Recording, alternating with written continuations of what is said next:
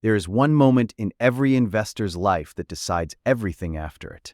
Nobody puts it on a chart, nobody mentions it at a dinner party, but it is the single most important date in your entire financial timeline. And almost nobody knows when it happens for them. I'm going to show you the exact math behind that moment. Not a theory, not a motivational idea. An actual number you can calculate for your own account tonight. Let me introduce you to two savers, both 30 years old. Both put $250 a month into the same index fund. Same fees, same market, same 7% average return after inflation. On paper, these two people are identical. One of them will quit in year 9. The other will still be investing in year 30. And the wild part is this. The one who quits does it in the exact same year the math was about to start rewarding her. She just never knew the line existed. Here's the setup locked down so there's nowhere for the math to hide. $250 a month. 7% real return, meaning after inflation is already stripped out. No lump sums, no bonus contributions, no timing the market. Just the same deposit, month after month for 30 years. The only thing allowed to move is the balance itself. Everything else stays frozen. Keep that in mind because it's the whole video. Most people picture investing as a straight line. $250 a month is $3,000 a year. 10 years is $30,000 a year. 10 years is $60,000. 30 years is $90,000. Clean, predictable, comforting even. That's the contribution line, the part you control, rung by rung, dollar by dollar. But growth doesn't move in a straight line. It moves in a curve. And for years, that curve sits so close to the straight line that your eyes genuinely cannot tell them apart. That's the trap. By the time the curve visibly peels away, most people have already decided the whole thing isn't working, and they've walked. So let's actually watch the early years, because this is where almost everyone loses faith. Year 1, our saver has put in $3,000. The market has added back $105. That's it, $105 for an entire year of discipline. Year 4, total contributions are $12,000. The account has earned roughly $1,700 total from growth. Call it $35 a month, less than a fast food order. Year 9, contributions total $27,000. The balance sits around $34,800.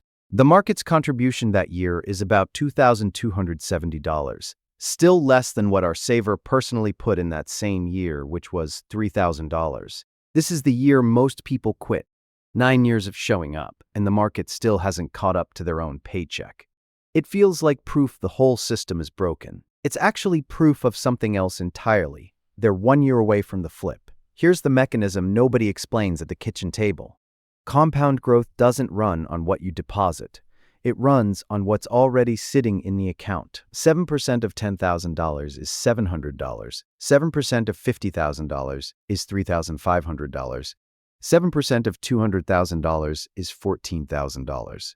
Same percentage. Completely different dollar amounts. The only variable is the size of the pile the percentage is chewing on. So here's the napkin math.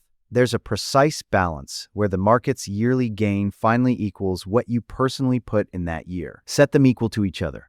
Balance times 7% equals your annual contribution of $3,000. Divide both sides by 0.07 and the number falls out clean. $42,857. That's the line. Below it, your own paycheck is the main engine of your account. Above it, the market is doing more work than you ever could by hand. And here's the detail that should genuinely unsettle you. Our saver crosses that line in year 10. 1 single year after she was ready to walk away.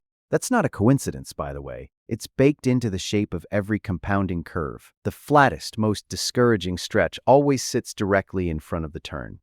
The test always comes right before the payoff, because that's simply what a curve that starts flat and bends upward looks like from the inside. This one number actually gives you 3 checkpoints, not just one. Checkpoint 1, the runway. Any balance under $42,857.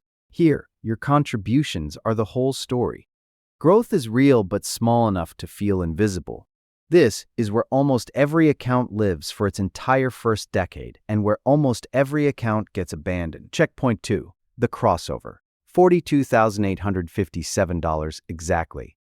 For the first time, the market's annual gain matches what you're depositing yourself. The account officially starts pulling its own weight. Checkpoint 3. What I call ignition. The point where the market's yearly gain is 5 times your annual contribution. Same formula, just multiplied.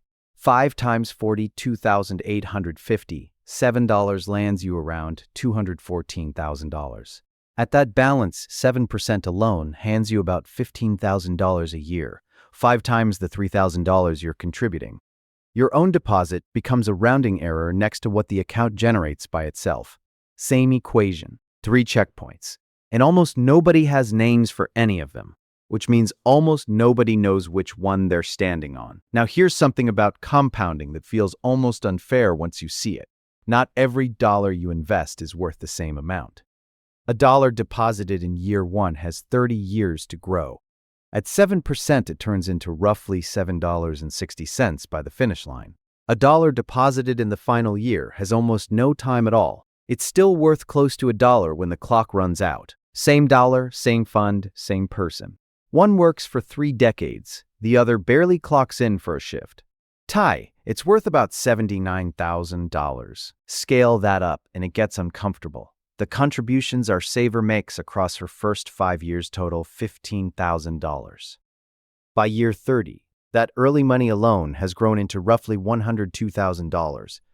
Now take everything she contributes across her final 15 years. That's $45,000, 3 times as much money going in. By year 30, it's worth about $79,000. Read that twice. $15,000 invested early outperforms $45,000 invested late. Her first 5 years of saving out-earn her final 15 years, using a third of the money. It was never really about how much you put in. It's about how long each dollar gets to sit there working. So where do actual households land on this scale? According to the Federal Reserve Survey of Consumer Finances, among households that hold any retirement account at all, the median balance under 35 sits around $18,000, well below any crossover line. Ages 35 to 44. That median rises to roughly $45,000. Ages 45 to 54, about $115,000. Ages 55 to 64. The last stretch before retirement, around $185,000. Sit with the 35 to 44 number for a second. $45,000. That's a household with the fewest working years left, and it's only barely past the crossover point most of them never calculated in the first place. And that number only counts households that own a retirement account at all. Nearly half of American account at all.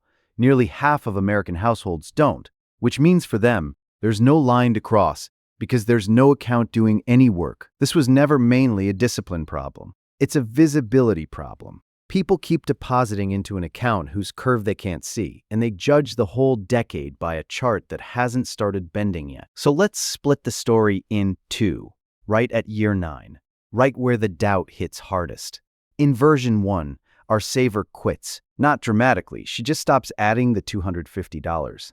Life gets expensive. The deposit starts to feel pointless after 9 flat years, and she leaves what's already invested to sit there untouched.